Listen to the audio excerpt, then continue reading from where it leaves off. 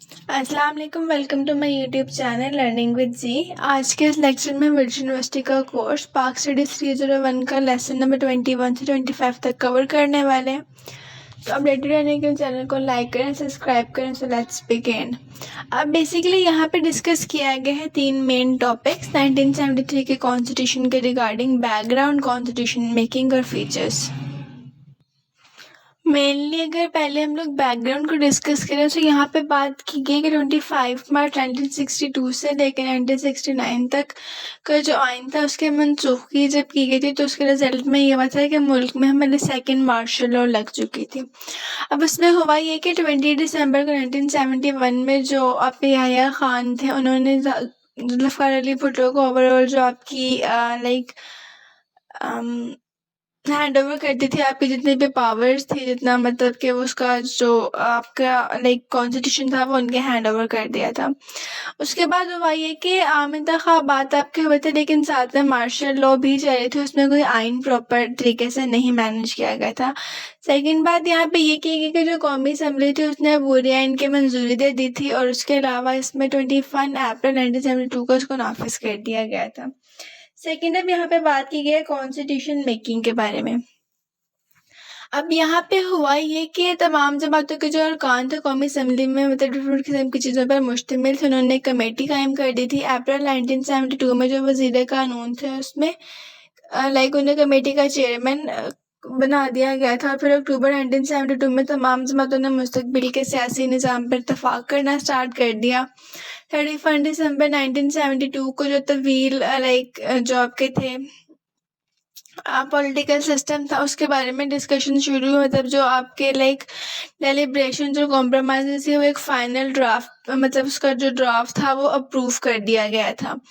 और नेक्स्ट ये किया गया कि 10 अप्रैल 1973 को एक जो आपका मकनना जो आपका बनता है लाइक जो आपकी एक कॉन्स्टिट्यूशन का फंक्शंस है उनके बारे में बात की गई, जिसमें उन्होंने कहा कि 14 अगस्त 1973 को ये भी नाफिज कर दिया गया था। और लास्टली ये बात की गई कि इसके बाद जो आपके डिफरेंट किस्म के आइन आए थे वो 2 वक्फों के साथ काम कर रहे थे। लाइक फर्स्ट ऑफ ऑल जो था आपका वो ऑपरेशनल था 1973 से 77 तक, दूसरा था मअतल जो यहाँ पे आपका लिखा हुआ सस्पेंडेड इन शॉर्ट।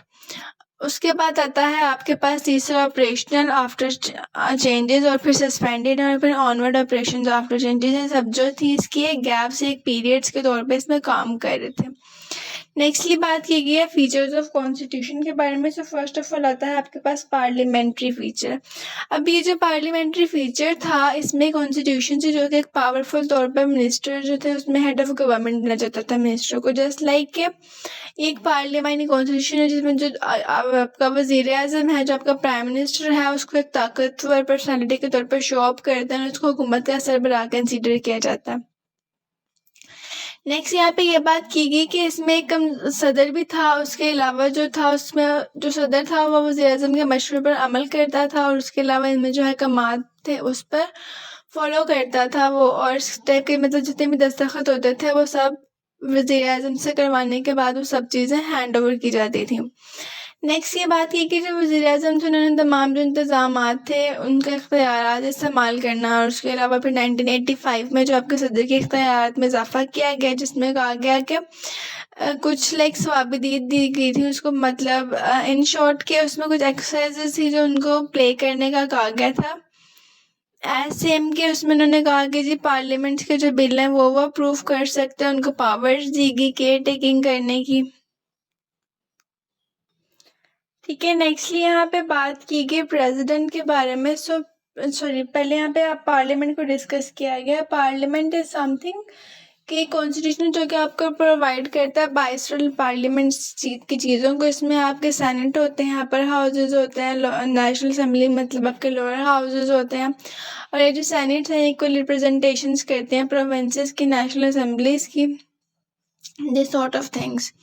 उसके बाद बारी आती है यहाँ पे फेडरल सिस्टम के बारे में। फेडरल सिस्टम इन सेंस के जो आपकी कॉन्स्टिट्यूशन है वो इस्टेब्लिश करती है एक फेडरल सिस्टम को जो कि 4 प्रोविंसेस पर कंसीडर किया जाता है। मतलब इसमें आपका पंजाब है, सिंध है, खैबर पख्तूनख्वा और बलूचिस्तान, और ये सारे जो एरियाज़ हैं ये फेडरली एडमिनिस्ट्रेटेड एरियाज़ हैं जिनका सेंटर इमरजेंसी पावर्स में आता है।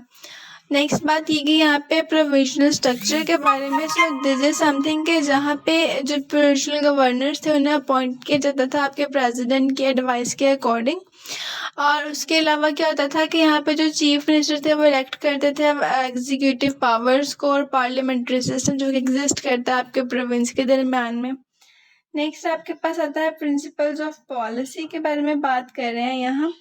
सो दिस इज समथिंग कि इसमें जो आपका कॉन्स्टिट्यूशन है वो आपकी जो गाइडिंग प्रिंसिपल्स हैं उनकी एक आउटलाइन में आता है। जस्ट लाइक पॉलिसी मेकिंग में आता है आपके इस्लामिक प्रोविजंस आते हैं, फॉरेन पॉलिसीज आती हैं, प्रिंसिपल्स आते हैं, फंडामेंटल राइट्स आते हैं। नेक्स्ट बात की गई यहाँ पे इस्लामिक प्रोविजन के बारे में। तो इसमें क्या हुआ कि जो कॉन्स्टिट्यूशन थी उसने डिक्लेयर कर दिया था पाकिस्तान को इस्लामिक रिपब्लिक के तौर पे और एक इस्लामिक स्टेट ऑफ रिलीजन। और इनका मेन ऑब्जेक्टिव जो था इस रेजोल्यूशन का इसमें यह था कि काउंसिल बनाई जाए इस्लामिक आइडियोलॉजी के लिए और एक फेडरल शरीयत कोड इस्टेब्लिश किया जाए। नेशनल लैंग्वेज का है कि नेशनल लैंग्वेज की ज़ुबान को बनाना चाहिए। सो इसमें थोड़ा सा इश्यूज आए जिसमें फिर एंड पे ये अलाउ किया गया था कि उर्दू को डिक्लेयर किया था नेशनल लैंग्वेज के तौर पे, और इंग्लिश आपकी जो थी वो ऑफिशियल लैंग्वेज के तौर पे यूज़ करना स्टार्ट कर दी गई थी। नेशनल सिक्योरिटी एंड काउंसिल के बारे में बात कर रहे हैं यहाँ पे। जस्ट लाइक इसमें सिक्योरिटी जो कि 2002 में एडवाइजरी कैपेसिटी के तौर पे ऐड की गई थी। जुडिशरी आ जाती है उसके बाद। जुडिशरी में क्या होगा, जो आपकी कॉन्स्टिट्यूशन थी उन्होंने इस्टेब्लिश किया एक इंडिपेंडेंट जुडिशरी का कॉन्सेप्ट जिसमें आपका सुप्रीम कोर्ट आता है, हाईएस्ट कोर्ट आपका, और उसके अलावा डिफरेंट किस्म के हायर और लोअर कोर्ट्स भी इसमें ऐड है। फंडामेंटल राइट्स के बारे में कुछ डिस्कस किया गया। उसके बाद अगर टॉपिक नंबर 22 की तरफ देखें तो यहाँ बात की गई political history 1947 to 1971 and 1972 to the present.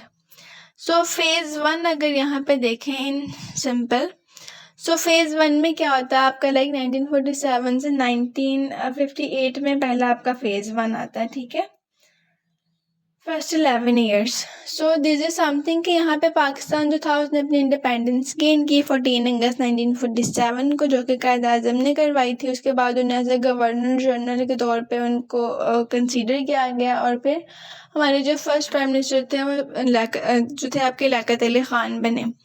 Next है कि कंट्री को इसमें कुछ न्यूमरस किस्म के चैलेंजेस फेस करने पड़े, जैसे कि रिफ्यूजीज का मसला था, इकोनॉमिक प्रेशर था, डिफरेंट किस्म के कॉन्फ्लिक्ट थे, इंडिया और कश्मीर का कॉन्फ्लिक्ट चल रहा था। फर्दर ये हुआ कि इसमें जो आपकी गवर्नमेंट्स थी वो उसमें एक आपका एक्ट था इंडिया एक्ट 1935, उसको अडोप्ट किया गया और फर्स्ट इंटरम में कॉन्स्टिट्यूशन बनाई गई जिसको लेटरली पॉलिटिकल तौर पे इंस्टेबल था, बाद में उसको सेटअप किया गया। फेज 2 को डिस्कस करें नेक्स्टली। सो इस फेज 2 में बात की कि 1958 टू 1969 सेकेंड फेज है आपका। अब इसमें क्या हुआ कि यहाँ पे 27 अक्टूबर 1958 में मार्शल लॉ इम्पोज कर दी गई थी, जो कि जनरल अयूब खान ने इम्पोज की थी। फिर ये हुआ कि उन्होंने इसको एज अ चीफ के तौर पे इसको हैंडल किया, और अयूब खान ने इंट्रोड्यूस करवाई थी कुछ पॉलिसीज, जैसे कि एडमिनिस्ट्रेटिव रिफॉर्म्स थी, रिस्ट्रिक्शंस थी डिफरेंट किस्म की पॉलिटिकल एक्टिविटीज़ पे, इकोनॉमिक प्लानिंग और जो एजुकेशनल रिफॉर्म्स थी उन पे भी। नेक्स्ट बात देखी गई कि 1962 का जो कॉन्स्टिट्यूशन था उसमें उन्होंने और भी चीज़ें इंट्रोड्यूस करवाई थी, जैसे कि उसमें प्रेसिडेंशियल सिस्टम इंट्रोड्यूस करवाया, स्ट्रॉन्गर सेंट्रल गवर्नमेंट इंट्रोड्यूस करवाई। फिर अयूब खान की जो गवर्नमेंट थी उसको काफ़ी ज़्यादा क्रिटिसिज्म फेस करना पड़ा इंडो पाकिस्तान के वॉर में 1965। और फिर क्या हुआ कि यहाँ पे तशकीत पैक्ट आपका जो था वो साइन किया गया, जिसमें डिफरेंट किस्म की बिट्रेल्स की गई थी पाकिस्तान के इंटरेस्ट को लेकर। थर्ड फेज आता है हमारा यहाँ पर 1969 टू 71। अब यहाँ पे अयूब खान ने हैंड ओवर जो थी उनकी जो पावर थी, उन्होंने आर्मी चीफ याह्या खान को वो पावर हैंड ओवर कर दी थी। उसके बाद जो मार्शल लॉ था वो स्टिल चल रहा था, और साथ में उन्होंने 1962 के कॉन्स्टिट्यूशन को भी यहाँ पे ख़त्म कर दिया था। याह्या खान ने कुछ स्टेप्स लिए इनको रिमूव करने के लिए, जैसे कि उन्होंने प्रोविंसेस की रिवाइविंग की है, उसके अलावा जो पार्टीज थी उनको अबॉलिश करवा दिया, और जो लीगल फ्रेमवर्क ऑर्डर में इश्यूज आ रहे थे उनको भी इंटरमिन कर दिया था। नेक्स्ट ये वक्त जनरल इलेक्शन हुए आपके 1970 दिसंबर में, और इसमें जो अवामी लीग थी और पाकिस्तान पीपल्स पार्टी थी वो एज अ मेजर पार्टी जो थी वो सामने आई। नेक्स्ट यहाँ पे जो मेन टॉपिक डिस्कस किया गया वो ये कि इसमें जो ट्रांसफ़र ऑफ पावर था वो एक सिग्निफिकेंट इशू बन रहा था, जस्ट बिकॉज कि जो आपकी लाइक इंटरवेंशंस थी या कह लें जो आपकी कॉन्फ्रोंटेशंस और मिलिट्री एक्शंस वगैरह थे मार्च 1971 में, उनकी वजह से सब मसला थे, जिसकी वजह से जब ईस्ट इंडिया पाकिस्तान जो अब बांग्लादेश बन चुका है वो सेपरेट हुआ और फिर इंडिया ने इसमें एक सिग्निफिकेंट रोल प्ले किया था सपोर्ट करने में, ये मतलब जो अलहदगी थी उसको सपोर्ट करने में। 1971 की वॉर के बाद फिर बांग्लादेश की क्रिएशन होगी और इस पीरियड को पॉलिटिकली अनस्टेबिलिटी के तौर पे भी देखा जाता है। नेक्स्ट आपका आता है टॉपिक नंबर 23। इसमें डिस्कस किया गया पॉलिटिकल हिस्ट्री के ही बारे में। यहाँ पे आ रहा है आपका फेज 1972 टू 2003। अब यहाँ पे फिर आपका फेज 1 कह लें जो स्टार्ट हो रहा है इसके अकॉर्डिंग, चैप्टर के अकॉर्डिंग। ये है आपका 1972 टू 1977 तक। अब यहाँ पे जुल्फ़िकार अली भुट्टो जो थे वो पावर में आए 1971 में और फिर उन्होंने इंट्रोड्यूस करवाई कुछ पॉलिसीज जैसे कि नेशनलाइजेशन था, लेबर रिफॉर्म्स, एडमिनिस्ट्रेटिव रिफॉर्म्स थी और उनकी जो गवर्नमेंट थी उनको फिर बड़ा ज़्यादा क्रिटिसिज्म फेस करना पड़ा। लाइक उन्होंने जो एक्सपेक्टेशंस थी उनको मीटअप नहीं किया और उसकी वजह से जो वाइड से डिस्कनेक्शंस हुए और इवेंचुअली जो थर्ड मार्शल लॉ लगा दी गई 1977 में। भुट्टो की जो पॉलिसीज थी उनको अभी भी वेल अटेंशनड थी, बट उनमें कुछ अथॉरिटीज ऐसी थी जो कि सेंट्रलाइज कर रही थी इस काम को, जिसकी वजह से जो अपोजिशंस और जो मिलिट्री थी उन्होंने इस पे मार्शल लॉ का जो सेगमेंट था वो ऐड कर दिया था। फेज 2 की बात की जाए 1977 टू 1985 की थी। There we go. इसमें अब क्या हुआ कि जनरल ज़ियाउल हक ने इम्पोज किया था एक मार्शल लॉ को, उन्होंने यहाँ पे जो आपका कॉन्स्टिट्यूशन था उसको सस्पेंड कर दिया था। फर्दर उन्होंने यहाँ पे डिफरेंट किस्म की जो पॉलिसीज़ थी वो उन्होंने लाइक इंट्रोड्यूस की, जैसे कि इस्लामी नेशन थी, अकाउंटेबिलिटी थी, restrictions on political activities and press था। मतलब कि इस्लामी नेशन में उन्होंने क्या किया कि जो शरीयत का उन्होंने बेंचेस हैं उनको उन्होंने मतलब इस्टेब्लिश कर दिया कि मतलब ये चीज़ें नहीं चाहिए, मतलब डिफरेंट किस्म के जो हमारी शरीयत में चीज़ें आती हैं उनको कर दिया। ज़कात डिडक्ट करना शुरू कर दी। उसके अलावा जो था आपके डिफरेंट किस्म के जो इंटरेस्ट से जो प्रॉफिट और लॉस के उनके बारे में काफ़ी इकनॉमिक तौर पर उन्होंने इंटरेस्ट लेना स्टार्ट कर दिया था। उसके बाद डेमोक्रेसी की यहाँ पे कुछ बात की गई, जैसे कि यहाँ पे डिस्कस किया गया कि जो ज़िया की गेम थी उसमें उन्होंने क्या बात की कि जस्ट लाइक उन्होंने मार्क किया था इस एरा को, मतलब ह्यूमन राइट्स को अब्यूज़ किया गया, सप्रेशन किया गया, पॉलिटिकल अपोजिशंस की, एक स्ट्रेंथिंग थी मिलिट्री की पॉलिटिक्स के अंदर।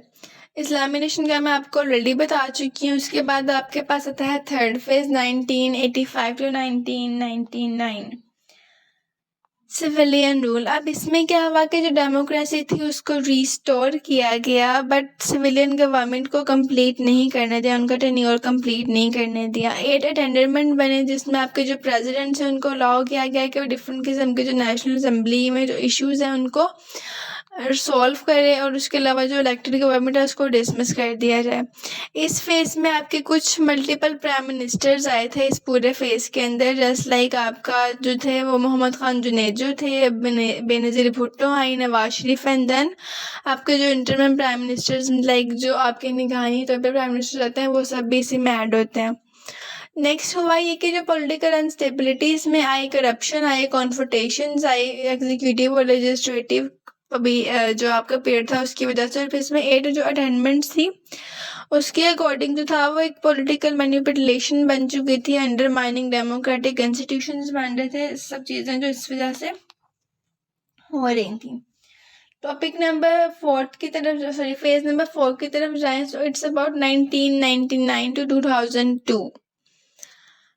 यहाँ पे हुआ ये कि जो आपके जनरल मुशर्रफ थे उन्होंने एक मिलिट्री रूल को अगेन इम्पोज किया, मतलब उन्होंने अगेन जो थी मार्शल लॉ लगा दी और जो आपका कॉन्स्टिट्यूशन था उसको अगेन सस्पेंड कर दिया। फिर उन्होंने अनाउंस की कुछ पॉलिटिकल प्रायोरिटीज़ को, जिसमें आपका रीबिल्डिंग नेशनल कॉन्फिडेंस के बारे में बात की गई। उसके बाद उन्होंने कहा कि जो फेडरेशन है उसको स्ट्रेंथ देनी चाहिए और लॉ एंड ऑर्डर को इम्प्रूव करना चाहिए। देन हुआ ये कि जो आपके मुशर्रफ ने एक और कुछ पॉलिसीज इंट्रोड्यूस करी, जैसे कि उन्होंने अकाउंटेबिलिटी की बात की, जो मैंने आपसे पहले कहा कि मतलब उन्होंने जो आपका प्रॉफिट और लॉस का सारा इकोनॉमिक या आपका जो फाइनेंशियल स्टेबिलिटी थी उसमें उन्होंने काफ़ी ज़्यादा हैंड ओवर लेना स्टार्ट कर दिया था। रिवाइवल ऑफ इकोनॉमी मतलब कि उन्होंने कहा कि जी हम अपनी इकोनॉमी को बेहतर करना चाहते हैं, तो उन्होंने उस पर काम करना शुरू किया। डेवोल्यूशन ऑफ पावर मतलब कि उन्होंने कहा कि जी पावर जो है वो एक हाथ में नहीं रहेगी, उसको मतलब फैलना चाहिए, बट दिस इज समथिंग जो नहीं पॉसिबल हुआ। उसके बाद इस गवर्नमेंट में कुछ किस्म के जो चैलेंजेस है जो उन्हें फेस करने पड़ते, जैसे कि यहाँ पे आपके पास आता है टेररिज्म, उन्हें फेस करना पड़ा, इकोनॉमिक क्राइसिस है, पॉलिटिकल ऑपोजिशंस को फेस करना पड़ा। नेक्स्ट आता है आपके पास जो है फेस 5, इसमें है आपका 2002 टू ऑनवर्ड, मतलब अब से तब से लेके स्टिल अब तक। तो अब यहाँ पे क्या हुआ कि जो मुशर्रफ था उन्होंने हेल्प किया था एक रिफरेंडम को, जिसमें उन्होंने एक लीगल फ्रेमवर्क ऑर्डर को इंट्रोड्यूस करवाया था जनरल इलेक्शंस में। और नेक्स्टली ये किया गया कि जो आपकी सिविल गवर्नमेंट थी उन्होंने इसको फॉर्म, जो बेसिकली इसका जो पूरा स्ट्रक्चर था या जो इसका ऑर्डर था लॉ लीगल फ्रेमवर्क का, उसको फॉलो करना स्टार्ट किया था। और मुशर्रफ को एज ए प्रेसिडेंट बनाया गया था फर्स्ट। और उसके बाद जो यहाँ पे बात की गई वो ये कि जो फेस था ये ग्रेजुअल ट्रांजिशंस में डेमोक्रेसी के तौर पे शो कर रहा था। मतलब इसमें जो मिलिट्रीज थी वो एक सिग्निफिकेंटली पॉलिटिकल पावर को होल्ड अप कर रही थी, पॉलिटिकल इंस्टेबिलिटी आ रही थी, करप्शन था, टेररिज्म जो था वो रिमेन चल रहा था, जो पाकिस्तान काफ़ी सारे चैलेंजेस फेस करने पड़ रहे थे। ओवरऑल अगर देखा जाए तो ये जो चैप्टर था दिस इज अबाउट कि किस तरीके से जो आपका पीरियड है वो रिपीटेडली मिलिट्री इंटरवेंशंस की वजह से ख़राब होता रहा, पॉलिटिकल इंस्टेबिलिटीज आती रही, उसमें जो डेमोक्राइजेशन के अटेम्प्ट्स थी वो कैसे फेल हुई, और पॉलिटिकल हिस्ट्री में मतलब मिलिट्री का क्या जो था वो किरदार है पाकिस्तान की हिस्ट्री और पाकिस्तान के करियर को शेप करने में, और मिलिट्री का जो रोल था आपके पॉलिटिक्स में, पॉलिटिकल करप्शन में, टेररिज्म में, वो अभी तक सिग्निफिकेंटली किस तरीके से काम कर रहा है और उसकी वजह से किस किस्म के हमें चैलेंजेस फेस करने पड़ रहे हैं। नेक्स्ट बात करें टॉपिक नंबर 24 की। सो यहाँ पे बात की गई geography, land boundaries and neighbourhood. First of all अब यहाँ पे डिस्कस किया गया ज्योग्राफी एंड पीपल्स के बारे में। तो जो पाकिस्तान की हिस्ट्री है उसमें इंक्लूड है आपकी सेपरेशन, मतलब जो आपके 1971 में ईस्ट इंडिया से सेपरेशन हुई थी और प्रेजेंट डे तक जो अभी तक हालात चल रहे हैं वो। अब पाकिस्तान जो है वो एक नॉर्थ वेस्टर्न पार्ट है साउथ एशिया सब कॉन्टिनेंट का, और उसका जो रीजन है वो डिस्टिंक्टिव है, मतलब कि इनिशियली इंडस वैली सिविलाइजेशन से उनका लाइक जो वो पूरा कल्चर है वो चला आ रहा है, और इसमें माइग्रेशंस आई और डिफरेंट किस्म के इस्लामिक इन्फ्लुएंसेस आई। और इसकी जो लोकेशन है पाकिस्तान की वो है 2437 डिग्री नॉर्थ लैटिट्यूड और 6175 डिग्री ईस्ट। नेक्स्ट यहाँ पे जो बात की गई कि इसके टोटल एरिया कितना है, तो इट्स अबाउट 796,095 स्क्वायर किलोमीटर्स है। टेरिटरी डाइवर्सिटी की बात कर लें फर्दर, तो इसकी टेरिटरी डाइवर्सिटी में आपके पास आते हैं माउंटेन्स आती हैं नॉर्थ डेजर्ट में साउथ के, और पाकिस्तान टेरिटरी में डिफरेंट किस्म की जो आपकी वाइडली चीज़ें हैं वो आते हैं, मतलब ये जो आपके नॉर्दर्न एरिया सारे हैं वो। क्लाइमेट की बात की जाए तो क्लाइमेट डाइवर्स है पाकिस्तान का, मतलब एक्सट्रीमली कोल्ड माउंटेन्स भी हैं और हॉट प्लेन्स भी, मतलब कि जो गर्म जगह हैं वो भी हैं, ठंडी जगहें भी हैं, कोस्टल एरियाज भी हैं। पॉपुलेशन की बात की गई नेक्स्ट, पॉपुलेशन इज समथिंग कि आपकी जो पॉपुलेशन है यहाँ की वो भी मतलब ओवर 160 मिलियंस है, और जो पाकिस्तान उसको डिफरेंट चैलेंजेस फेस करने पड़े अपनी अर्बनाइजेशन की वजह से, लो लिटरेसी रेट की वजह से, डेमोग्राफिक डिस्ट्रीब्यूशन की वजह से among your provinces. Next topic आता है हमारे पास बाउंड्रीज का। सो बाउंड्रीज इज समथिंग के हमारी मतलब किसके साथ कौन सी बाउंड्री लगती है। अब पाकिस्तान जो है वो शेयर बॉर्डर रखता है चाइना के साथ, अफगानिस्तान के साथ, ईरान और इंडिया के साथ। नेक्स्ट बॉर्डर जो है हमारा वो आता है इंडिया के साथ, स्पेशली जो कश्मीर की वजह से वो मतलब वॉलेट हो रहा है, जो लेक ऑफ नेचुरल बैरियर्स बन रहा है उसकी वजह से। और साउथर्न कोस्टल बॉर्डर्स में हमारे पास आता है अरेबियन सी है, जो कि हमारे ट्रेड के लिए और इकोनॉमिक एक्टिविटीज़ के लिए काफ़ी ज़्यादा क्रूशियल और इम्पोर्टेंट रखता है। थर्ड बात की गई यहाँ पे नेबरहुड के बारे में। तो नेबरहुड एक स्ट्रेटेजिक पोजीशन है जो कि ग्लोबली हम अटैच हैं उसके साथ, जिसमें हमारे इंटरेस्ट हैं डिफरेंट किस्म के जो हमारे दूसरी लाइक मुल्कों के साथ चल रहे हैं, जिसमें हमारी मेजर पावर्स आती हैं चाइना, रशिया और यूएस। फर्दर ये कि ये जो हमारा नेबरहुड है ये सर्व कर रहा है गेटवे सेंट्रल एशियन स्टेट्स को, ताकि वो मतलब गल्फ रीजन में कनेक्ट रह सकें और डिफरेंट किस्म के जो उनके रिसोर्सेज हैं उनको भी शेयर अप कर सकें। और लास्टली यहाँ पे जो बात की गई इकोनॉमिक कोऑपरेशन में और एनर्जी के इंफ्रास्ट्रक्चर की डेवलपिंग में जो नेबरिंग स्टेट्स हैं काफ़ी ज़्यादा हेल्प आउट कर रही हैं। नेक्स्ट आता है हमारा लास्ट चैप्टर आज का। So it's natural resources agriculture. It's very easy thing. So first of all यहाँ पे बात की कि नेचुरल रिसोर्सेज में जहाँ पे आते हैं आपके पास mineral resources. So natural resources तो आपके वही यही है कि लाइक इसमें आपकी जो डिफरेंट किस्म की एग्रीकल्चर की चीज़ें आती हैं, रेट ऑफ डेवलपमेंट आता है कंट्री के, मॉडर्न टेक्नोलॉजीज पे इसमें काम कर सकती हैं। तो इसमें फर्स्ट ऑफ ऑल डिस्कस किया गया आपके पास मिनरल रिसोर्सेज। सो पाकिस्तान जो था वो पोजेस कर रहा है वेरियस मिनरल्स, जैसे कि आयरन और है, क्रोमाइट है, जिप्सम्स है, कोल, ऑयल, गैस, यूरेनियम, जो कि सपोर्ट करे डिफरेंट किस्म के इंडस्ट्रियल और एनर्जी सेक्टर्स को। उसके बाद रिवर्स और कैनाल्स हैं हमारे पास, जो कि इंडस रिवर सिस्टम और जो कैनाल प्रोजेक्ट्स हैं उसमें काफ़ी ज़्यादा इंपॉर्टेंट है, जिससे कि एग्रीकल्चर में इंपॉर्टेंट रखते हैं, हाइड्रो इलेक्ट्रिक पावर में, वाटर मैनेजमेंट में। फॉरेस्ट की बात की गई नेक्स्ट। तो फॉरेस्ट में इस तरीके से ये हामिल है कि आपका इन शॉर्ट की कह लें कि जो आपकी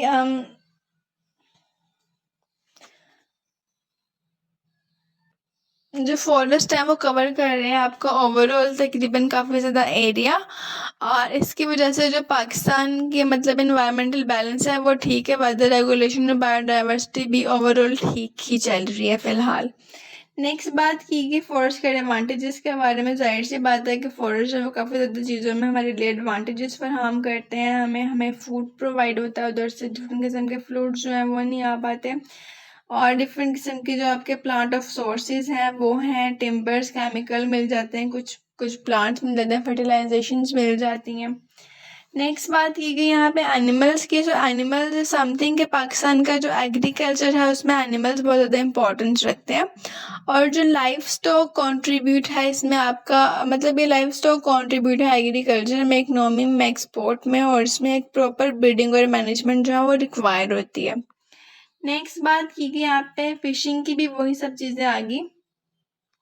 एग्रीकल्चर की बात की गई नेक्स्ट। अब जो एग्रीकल्चर है पाकिस्तान की इकोनॉमिक में हैविली रिलाई करता है, मतलब इन शॉर्ट के जो आपकी एग्रीकल्चर है वो पाकिस्तान की बैकबोन के तौर पे काम कर रही है।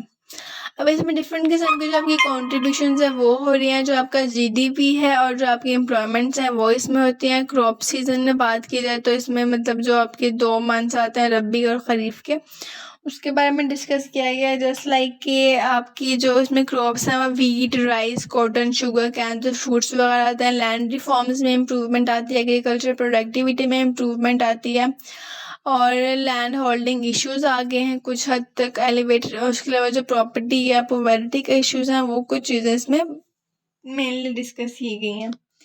नेक्स्ट यहाँ पे बात की कि कुछ जो चैलेंजेस हमें फेस करने पड़ रहे हैं इसमें। सो दिस इज समथिंग, इसमें आउटडेटेड फार्मिंग प्रैक्टिसेस हैं, वाटर रिलेटेड इश्यूज हैं, सैलिनिटी है, सिक्योरिटी है, क्रॉप डिसीज है, कुछ के अलावा क्रेडिट फैसिलिटीज़, मार्केट एक्सेस और जो आपकी प्राइस स्टेबिलिटी, सब चीज़ें आपकी कुछ मसाइल जो आपके पेश आ रहे हैं वो हैं। नेक्स्टली ये कि यहाँ पे डिस्कस किया गया उनकी एफर्ट्स के बारे में। एग्रीकल्चर की डेवलपमेंट में कुछ किस्म की एफर्ट्स आ रही हैं, जिसमें आपकी रिसर्च में रिसेंटली आया कि हाई सीड आपको प्रोवाइड किया गया, उसके अलावा मॉडर्न टेक्नोलॉजीज आनी चाहिए, उसके अडॉप्शन करनी चाहिए, इंफ्रास्ट्रक्चर इम्प्रूव होना चाहिए, जो आपकी फैसिलिटीज़ हैं, क्रेडिट के मतलब जो आपके पैसों का इशू आ रहा है वो रिजॉल्व होना चाहिए, मार्केट की एक्सेस आनी चाहिए, प्रॉपर एक फार्मर्स की एजुकेशन होनी चाहिए। ओवरऑल जो चीज़ें हैं इसमें डिस्कस यही कर रहे हैं कि किस तरीके से पाकिस्तान को जियोग्राफिकल, डेमोग्राफिक और इकोनॉमिक और डेवलपमेंट के लिए किस किस्म के एस्पेक्ट्स की ज़रूरत है, उनकी बाउंड्रीज में क्या होना चाहिए, उनके नेचुरल रिसोर्सेज में क्या इंप्रूवमेंट आनी चाहिए, उनके एग्रीकल्चर में क्या इंप्रूवमेंट आनी चाहिए। तो और इसके साथ हमारे चैप्टर्स ख़त्म हो चुके हैं। तो आने वाली वीडियोज़ के लिए आप